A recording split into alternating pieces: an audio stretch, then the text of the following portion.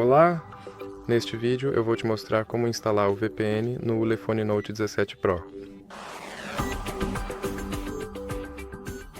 Então você deve começar abrindo a Google Play Store, depois clique na barra de pesquisa e digite Turbo VPN e clique em pesquisar. E agora selecione este aplicativo e clique em instalar.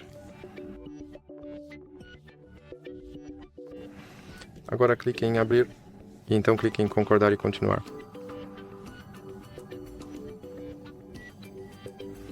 Preciso fechar este anúncio.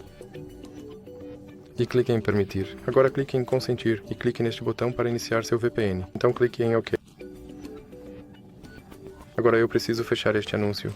E como você pode ver, estou conectado ao VPN no Canadá. Então, é isso para este vídeo. Se você gostou, por favor, lembre-se de deixar um like e se inscrever.